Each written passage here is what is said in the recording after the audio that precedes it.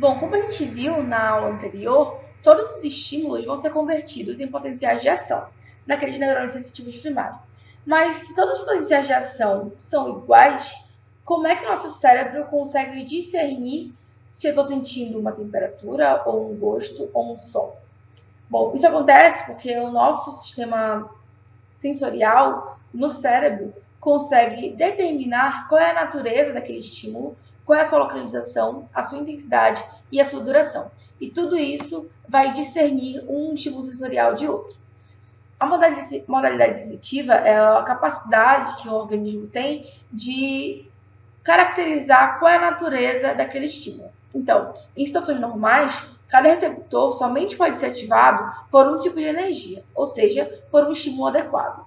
No caso dos receptores táteis, por exemplo, você tem uma diversidade de receptores, como por exemplo o corpúsculo de Meissner, Merkel, corpúsculo de Pacini, corpúsculo de Ruffini, que vão ter sensibilidade para determinados tipos de estímulo. Então, alguns vão sentir mais temperatura, outros vão sentir mais vibrações, outros vão sentir mais um toque mais carinhoso, outros vão sentir mais coisas relacionadas à dor.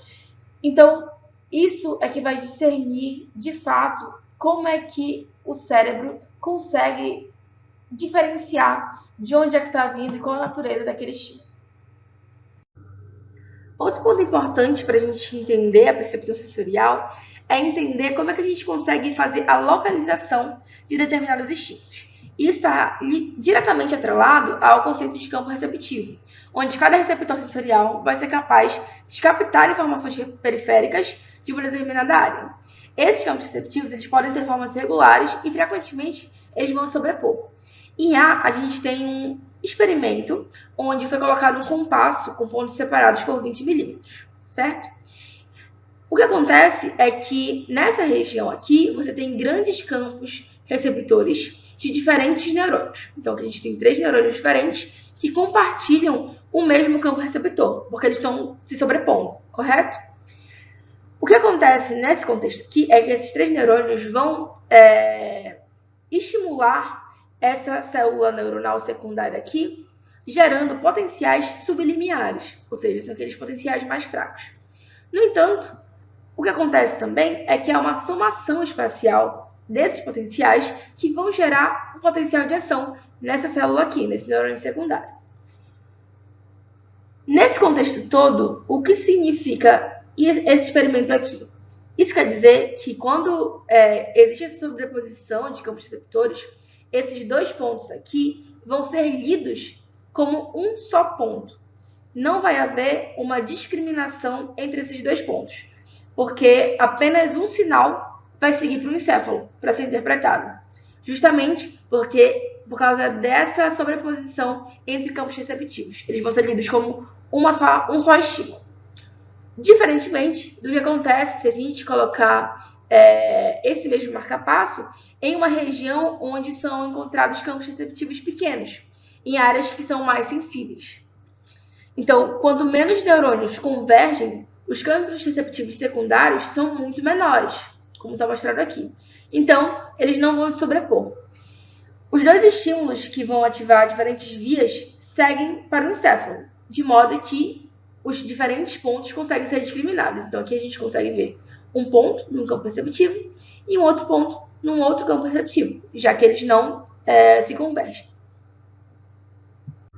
A presença de campos receptivos maiores ou menores vai estar diretamente ligada a quão sensível determinada região é. Então, se você colocar aquele mesmo compasso na sua costa, você vai perceber que você não consegue discriminar muito bem quantos pontos estão sendo colocados nas suas costas. Agora, se você colocar na ponta do seu dedo, sem enxergar, obviamente, você vai perceber que aquilo claramente são 2 pontos diferentes. Você pode testar isso na sua casa, é um experimento muito bacana. Outra forma de nos ajudar a localizar determinados estímulos é o processo de inibição lateral, que é basicamente uma forma de dar maior contraste entre os campos receptivos ativados e os campos receptivos vizinhos que estão inativos. Essa é outra forma pela qual o estímulo pode ser localizado.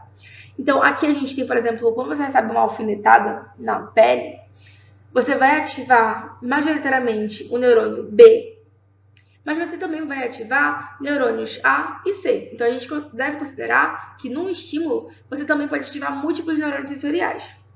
O que acontece é que o neurônio B, que foi mais ativado diretamente por aquele estímulo, ele vai gerar mais potenciais de ação em comparação aos neurônios A e C.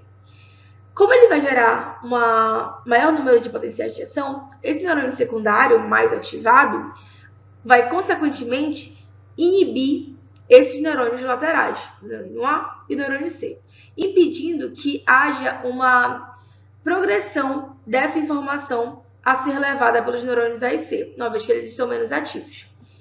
Então, o neurônio B, como ele está mais ativo, ele inibe esses neurônios laterais que estão menos ativos e consegue passar a informação de forma mais discriminada, aumentando a percepção daquele estímulo diretamente naquela região que foi estimulada. Para entender um pouco mais sobre percepção, a gente também precisa entender como é que a gente percebe a intensidade de determinado estímulo e como é que ela se mostra dentro desse mundo do sensorial. Então, aqui em A, a gente tem um estímulo moderado, que vai ter uma duração e uma amplitude definidas, de curta duração. E aqui a gente vai colocar eletrodos em diferentes locais daquele neurônio. No local de transmissão, na zona de gatilho e no axônio mielinizado. Aqui nesse primeiro gráfico, a gente vê que não tem disparo de potencial de ação, porque é uma zona que ainda não é a responsável por disparar esses potenciais. A gente sabe que a zona de gatilho é a região que permite o disparo de potenciais de ação. Então, aqui na zona de gatilho, a gente já consegue ver disparos de potenciais de ação, que são esses riscos em vermelho.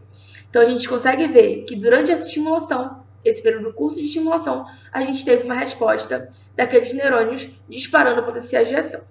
Quando a gente vê no axônio mielinizado, a gente percebe que esses disparos de potencial de ação se tornaram mais frequentes. Então, você não vê mais aquele período de... Deixa eu ver se eu consigo escrever aqui.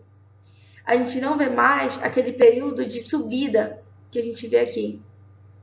Ele já não existe mais, porque é tão rápido que nem dá tempo dele ter esse período de ultrapassar o limiar. Só vai direto, muito rápido, justamente porque é um axônio mielinizado. E, consequentemente, você tem uma liberação de neurotransmissores associados. Por outro lado, com um estímulo mais longo e mais intenso, o que acontece é que a amplitude e a duração do potencial de receptor vão variar de acordo com o estímulo. Então, aqui, a gente ainda não tem disparo de potencial de ação, já que está no local de transdução. Já aqui, o potencial receptor, quando ele é integrado na zona de gatilho, ele vai gerar muitos potenciais de ação, que são diretamente proporcionais à quantidade de estímulo que foi aplicado.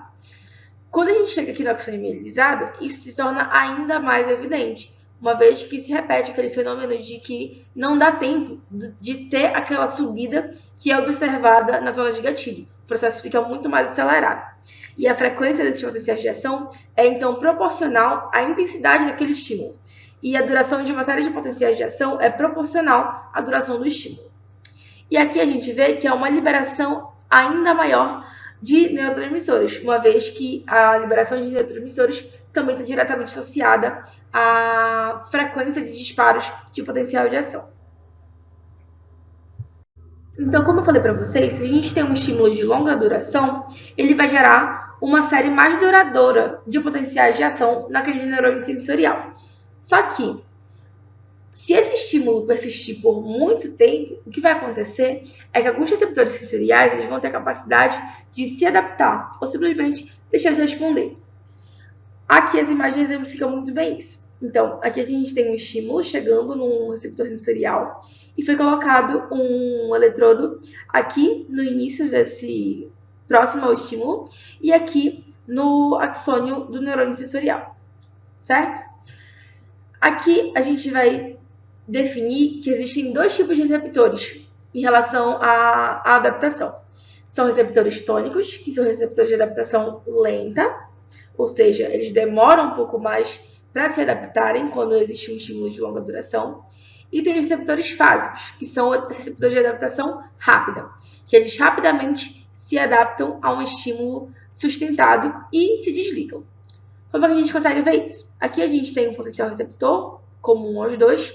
Só que aqui, o que a gente percebe é que durante o tempo de estimulação, durante esse tempo aqui de estimulação, o que aconteceu é que a gente teve disparos do início ao fim. Então, você teve uma quantidade de disparos que se manteve constante ao longo desse período de estimulação. Isso quer dizer que, do momento que eu coloco alguma coisa, por exemplo, em contato com a minha pele, e eu deixo aqui por um tempo, eu vou continuar sentindo, dependendo da região onde eu estou e dos receptores que são ativados, eu vou continuar sentindo do início ao fim, até eu retirar aquele estímulo. Diferente dos receptores fásicos, porque o que acontece com eles é que quando eu coloco um estímulo de longa duração, constante, eu vou sentir quando eu colocar, mas depois que ficar aqui por um tempo, eu não vou sentir mais, nem se tirar de novo. Entendeu? Então, isso é um exemplo de receptores que se adaptam rapidamente. Então, eles vão demorar, dentro desse tempo prolongado que aconteceu esse estímulo, eles vão demorar menos tempo para se adaptar. Eles se adaptam muito rapidamente. No fim, cada receptor sensorial, cada modalidade, né, sensorial vai ser processada no sistema nervoso central em diferentes regiões. Então, cada uma das principais divisões do encéfalo vai processar um ou mais tipos de informação sensorial. E essas informações, por exemplo, da visão, que vai diretamente para o bulbo olfatório, em seguida para o córtex visual, ou da audição, onde as vias do equilíbrio elas se projetam diretamente para o cerebelo, ou nas demais vias sensoriais, onde há uma projeção diretamente para o tálamo, que é considerado um centro integrador. Todas essas informações de diferentes sistemas sensoriais, elas vão ser processadas em algum nível no cérebro, no encéfalo. Então, o que acontece aqui, que eu quero ressaltar para vocês, é que nós temos muito mais do que receptores sensoriais que vão ser específicos para determinado sentido. A gente tem vias sensoriais que vão desde o ambiente periférico, onde existem esses receptores sensoriais que vão recepcionar aquele estímulo, até as vias centrais, onde esses receptores sensoriais vão mandar projeções aferentes, ou seja, da periferia para o cérebro, para que essa informação seja então integrada, processada e interpretada a partir do nosso córtex. Então, no caso do sistema auditivo, nós temos o córtex auditivo. No caso do nosso sistema visual, nós temos o córtex visual, córtex gustatório, córtex olfatório, até o nosso córtex somatosensorial primário, que é responsável por pegar, né, as aferências desses sentidos somáticos.